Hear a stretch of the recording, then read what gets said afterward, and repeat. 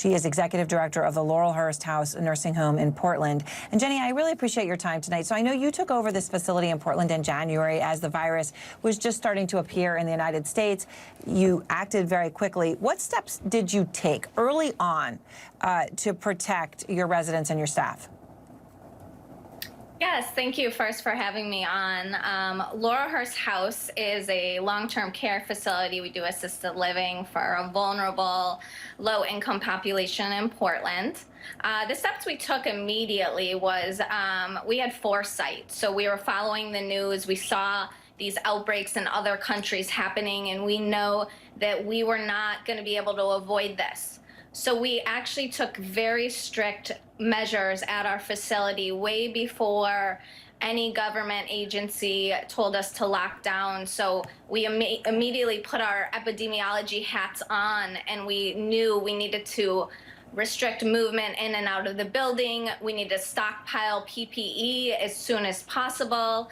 We needed to make sure that everything that went into the building was tracked. So we cleaned it, we delivered it, we made sure minimal staff had to interact to each patient, resident at our facility to make sure that we had a limited contact with each person.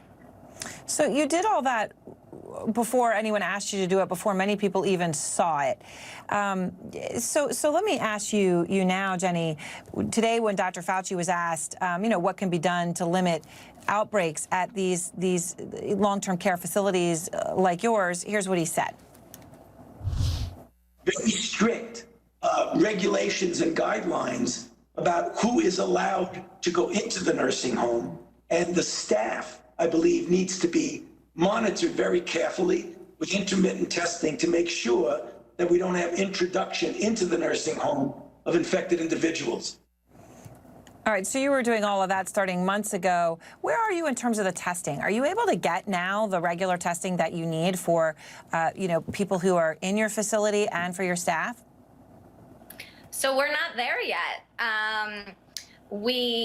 I spoke to a lab today, and we are starting to discuss how we're going to make that happen at the facility. One thing we did is our staff has made such sacrifices. We've decided that we're not hiring any new staff people right now. We're not taking any new admissions into the building, and I'm asking the staff, by building a trust with them and knowing that this is a large family and we're all in this together, that they are not going to work at other facilities, which is very common. They are going to be asked to work overtime at our facility. In their personal lives, we're asking them to not go to social gatherings. We're asking them to practice social distancing, wearing masks at all time.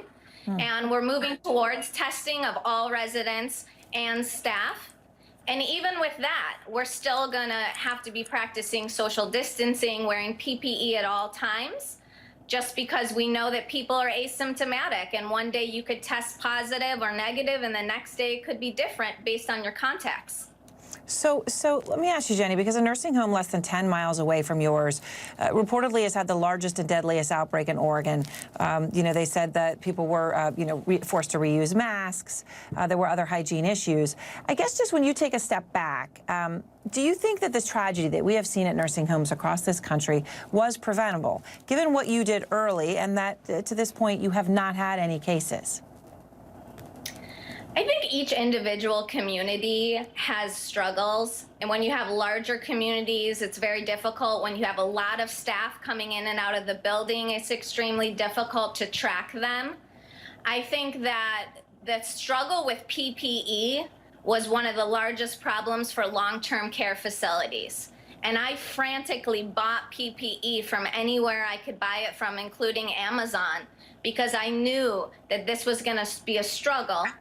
And so what we did is something that is individual to our community, and I hope that as we move forward, we're going to collaborate with other communities, and we're going to put our minds together and make sure that another pandemic doesn't happen like this at long-term care facilities, or even the second wave of this one. Well, Jenny, I really appreciate your time, and I know that a lot of people watching, it is great to know that there are people like you, and someone like you making all the sacrifices you're making to try to keep everyone safe in that facility. Thank you so much. Appreciate your time. Thank you so much for having me.